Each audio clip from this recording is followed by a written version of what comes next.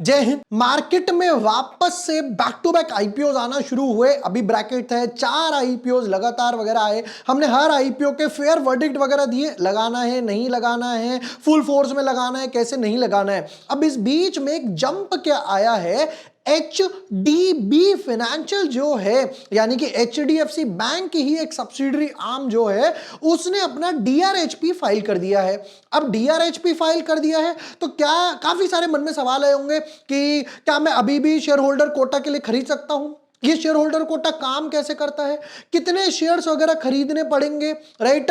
Last time मैंने video डाला था, फिर भी काफी सारे लोगों के सवाल आए थे। आज मैं आपके सामने लाइव वही क्वेश्चंस खोलूंगा और उनके आंसर करूंगा ताकि आपको और क्लैरिटी मिल सके ये कैसे काम करता है शेयर होल्डर कोटा, कब तक रखना पड़ेगा, अच्छा DRHP RHP में क्या फर्क है, सब आंसर करूंगा स्टेप बाय स्टेप। काफी नॉलेजेबल वीडियो होने वाली है।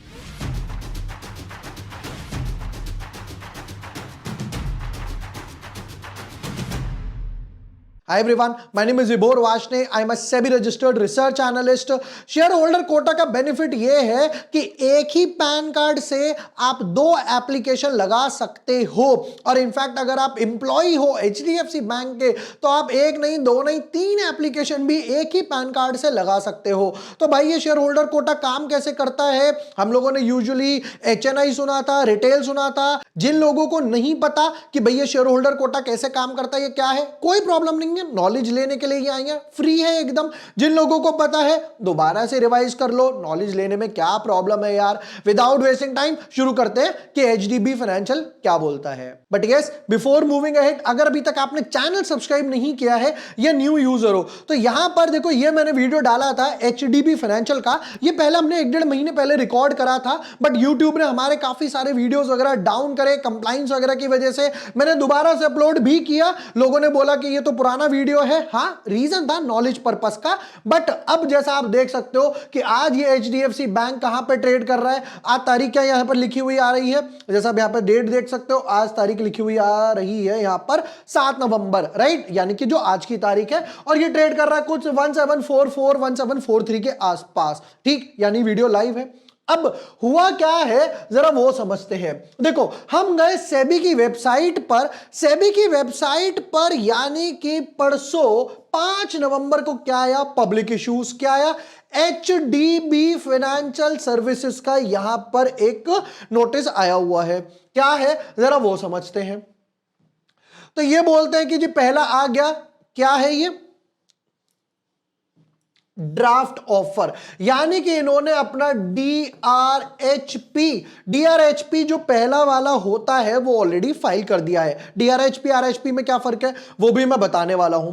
तो यहां पर क्या क्या नाम सामने आया भैया, ये बोलते हैं, जूम इन करके दिखाता हूं, फ्रेश इशू है और OFS भी है उसमें। कितना, इतने रुपए हमें चाहिए, 25,000 मिलियन यानी कि 2500 करोड़ रुपए का एक IPO आने वाला है। OFS और फ्रेश इशू मिला के करके ये लोग देने वाले हैं। कितने, इतने शेयर्स देंगे, टोटल इशू साइज वगैरह लिख दिया यहां पर, ठीक है।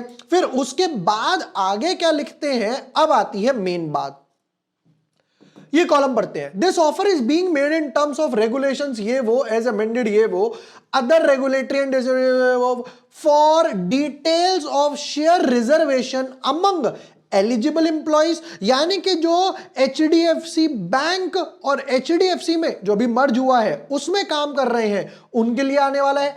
Eligible HDFC bank share holders के लिए भी आने वाला है, क्वालिफाइड QIB के लिए भी आने वाला है, HNI के लिए भी आने वाला है और रिटेल के लिए भी आने वाला है। यानी कि यहां पर 5 कैटेगरी आ गई। तो मैं इसको ना जरा सा एक्सप्लेन कर देता हूं, और इन्होंने लिखा है पेज 505, तो मैं ये 505 भी अभी आपको पढ़ के थोड़ी देर में समझाऊंगा भी।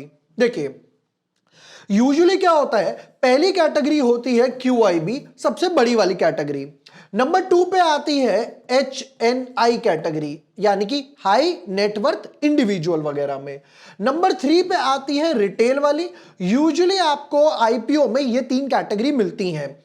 ये यूजुअली होती है 50% या 75%। तो मान लेते हैं चलो 50% है, क्यों, क्योंकि HDB फाइनेंशियल जो IPO आ रहा है वो प्रॉफिट मेकिंग है, तो 90% चांस है वो 50% देंगे। ये कैटेगरी हो जाएगी आपकी समवट अराउंड 15% के आसपास। ये यूजुअली 15% ही रहती है दोनों केस में। अब रिटेल वाली जो होती है, मान लो वो 35 है, तो 50 और 15 65 और 35 100 पूरे हो गए। अब चौथी कैटेगरी यहां पर इन्होंने लिखी है एम्प्लॉय, पांचवी कैटेगरी इन्होंने डाल दी शेयर होल्डर। ठीक है, तो ये जो दोनों कैटेगरी निकलकर आई हैं, एम्प्लॉय और शेयर होल्डर, ये दोनों कैटेगरी इससे ही निकलकर आएंगी। किससे निकलकर आएंगी? रिटेल वालों में से ही कोटा निकाल कर दे देंगे। ये इस तरीके से काम करता है। मतलब इन तीनों का मिलाकर होगा अब की बार 35%, इसका 15 और QIB का प्रोबेबली 50% के आसपास। अब आप सोच रहे होगे तो यार मुझे क्या फायदा है, मैं रिटेल वाले में लगाऊं या शेयर होल्डर कोटा में लगाऊं? फायदा ये है, सपोज करो आपने विभोर वार्ष्णेय के नाम की एक एप्लीकेशन भरी, किसमें? IPO में भरी, रिटेल कैटेगरी में। तो अब आपके पास चांस क्या है प्रोबेबिलिटी का? आपके पास 1/1 चांस है। अगर वो पर्ची निकलती है तो बढ़िया, बट जब आपने 2 एप्लीकेशन भरी तो आपके पास 2 चांस हो गए। अगर रिटेल वाले में निकले यानी कि इस कैटेगरी में तो अच्छा, नहीं मिलती है तो एक और पर्ची निकल सकती है मेरे नाम की शेयर होल्डर कोटा में। मतलब मेरे पास 2 प्रोबेबिलिटी हो गई इंस्टेड ऑफ 1। आगे समझाता हूं किस तरीके से मैं काम करता हूं, आपको इस तरीके से समझाता हूं। देखिए, जब बजाज का IPO आया था तब मैंने 20 अगस्त को ही क्या लिख दिया था, Bajaj housing IPO will be in September to get share holder quota by venture और बजाज फाइनेंस और फिनसर्व वगैरह। दोनों में से IPO कब तक के लिए होल्ड करना है? क्या मैं 2 बाय करूं चांसेस इंक्रीज करने के लिए? नहीं, आप चाहे 1 शेयर बाय करो, 2 शेयर बाय करो, 100 शेयर बाय करो, कोई प्रॉब्लम नहीं है। एप्लीकेशन शेयर होल्डर कोटा में एक ही लगा पाओगे। उसमें आप 1 लॉट लगाओ, 2 लॉट लगाओ, 10 लॉट लगाओ, 20 लॉट लगाओ। किस किस में? यूजुअली बोलते हैं कि लोग यार मेरा एक अकाउंट डीमैट जीरोधा में है और एक ग्रो में है। तो मैं पर्सनली जो सजेस्ट करता हूं ताकि डिस्क्रिपेंसी वगैरह ना आए, जिस डीमैट से आप अप्लाई करने वाले हो उसमें ले लो। 1700 रुपए की बात है, ग्रो में भी ले लो, जीरोधा में भी ले लो, क्या फर्क पड़ता है यार। नंबर 5, इसमें एक पॉइंट और ऐड कर देता हूं अब की बार। कई लोगों ने क्योंकि डाउट पूछा था, क्या अगर मैं FNO बाय कर रहा हूं तो वो काम करेगा? नहीं करेगा। फ्यूचर्स एंड ऑप्शंस काम नहीं करेंगे क्योंकि उनमें डीमैट में काम नहीं आता है, वो ट्रेडिंग अकाउंट में चलता है।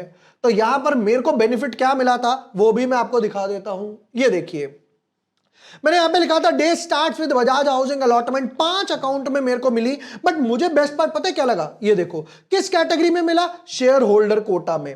फिर उसके बाद शेयर होल्डर कोटा, फिर उसके बाद शेयर होल्डर कोटा और उसके बाद रिटेल। तो एक ही अकाउंट से हमने 2 एप्लीकेशन फाइल करी थी। कैसे करते हैं वो भी बताता हूं। जब आप IPO अप्लाई करने जाओगे तो वहां पे आपको ऊपर कैटेगरीज दिखाई देंगी, रिटेल, HNI। तो आप पहले रिटेल में फाइल करोगे, आपके पास मैंडेट आएगा, जैसे भी आप फाइल करना चाहते हो, आसबा से या UPI से, आप उसको अप्रूव कर दोगे। जैसे ही अप्रूव हो जाए दोबारा से जाओ और अब की बार कैटेगरी चेंज करो ऊपर टॉप पे और दोबारा से फाइल कर दो। आपके पास दोबारा से मैंडेट आएगा, तो आपके पास 2 बार मैंडेट आएगा एक ही पैन कार्ड से। समझते हैं और आगे जरा। अच्छा, मैं 505 पेज नंबर दिखाने वाला था, ये वो 505 पेज नंबर वगैरह आ गया। तो ये क्या बोलते हैं जरा यहां पर समझते हैं। QIB कैटेगरी रखी है, HNI कैटेगरी रख दी, रिटेल वाली रख दी, RIB यानी रिटेल इंस्टीट्यूशनल बिडर्स, फिर इंप्लॉय पोर्शन रख दिया और HDFC bank share holder quota इन्होंने मेंशन खुद ही किया है।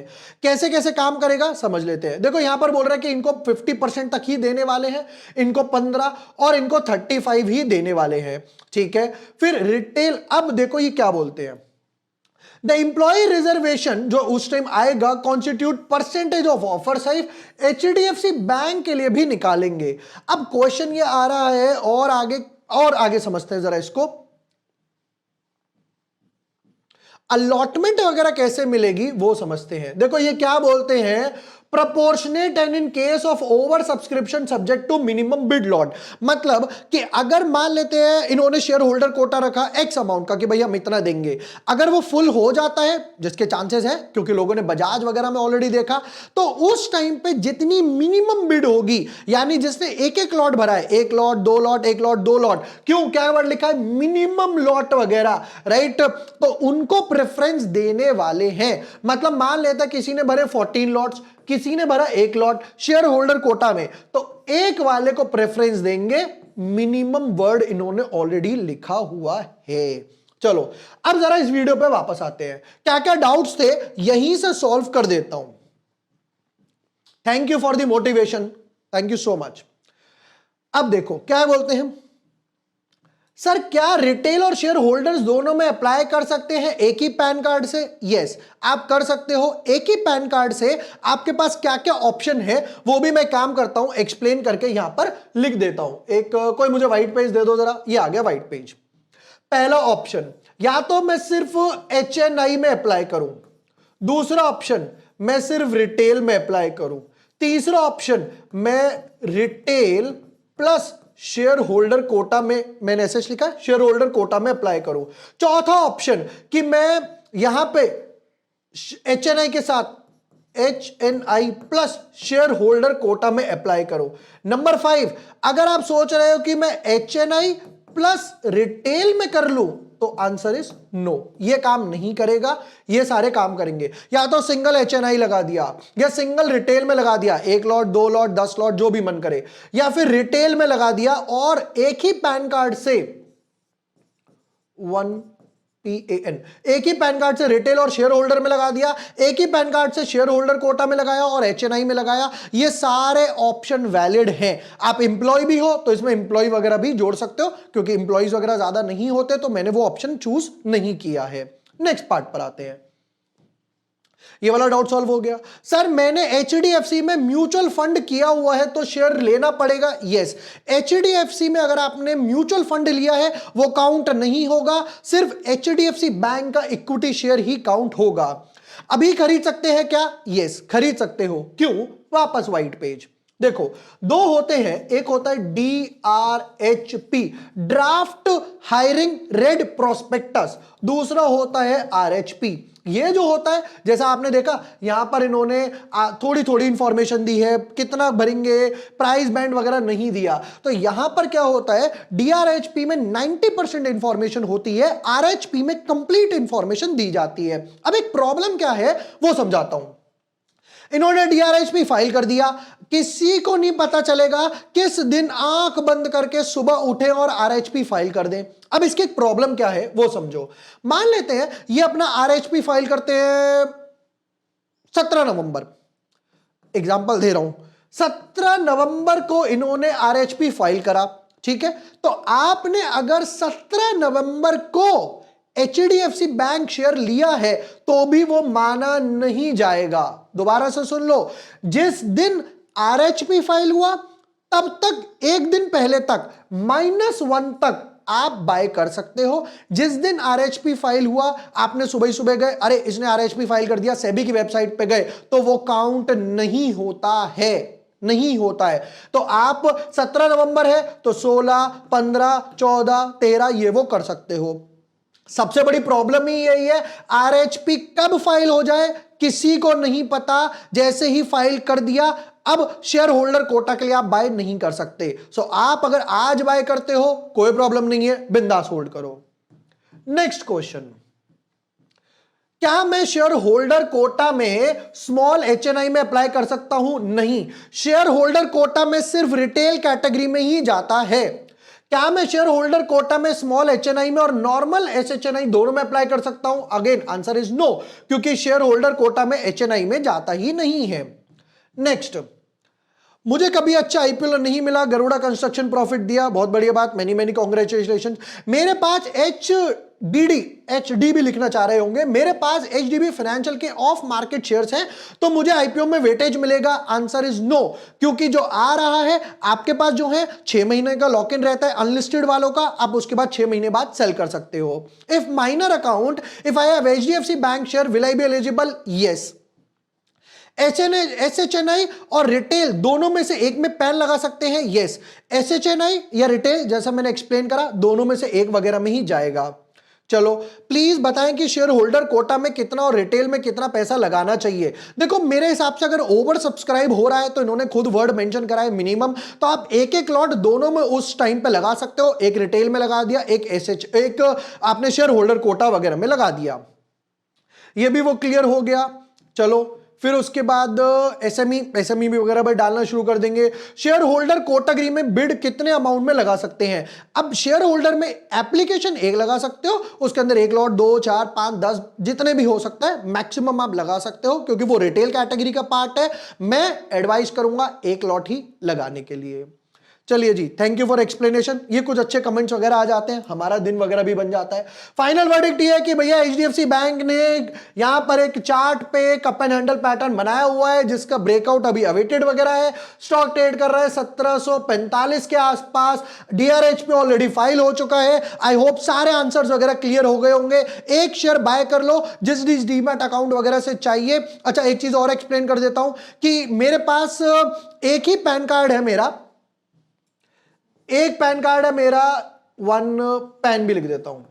यह है मेरा एंजल में, यह है जीरोधा में, ये है ग्रो में। तो क्या मैं 3 पैन एप्लीकेशन लगा सकता हूं? Answer is no. 1 PAN card 1 application. Share holder quota आ रहा है तो 1 पैन कार्ड 2 एप्लीकेशन वैलिड है, वरना ये नहीं हो सकता आप सबसे लगा दो, वरना तो विभोर के नाम से 50 डीमैट है, 50 से आप अपने ही भर दो, दूसरों को मौका ही मत दो। That doesn't works. एक पैन कार्ड से एक ही एप्लीकेशन जाएगी। और बाकी सारा शेयर होल्डर कोटा कैसे काम करता है, क्या क्या कैटेगरीज थी, वो मैंने दे दिया है। एक छोटी सी रिक्वेस्ट है, अगर वीडियो यूजफुल लगा हो, प्रोडक्टिव लगा हो, दोस्तों के साथ शेयर कर देना। और भी जिन जिन में शेयर होल्डर कोटा आता रहेगा, जो जो अपना डीआरएचपी जैसे ही फाइल करते रहेंगे, मैं आपको बताता रहूंगा। Thank you for watching the video. Lots of love.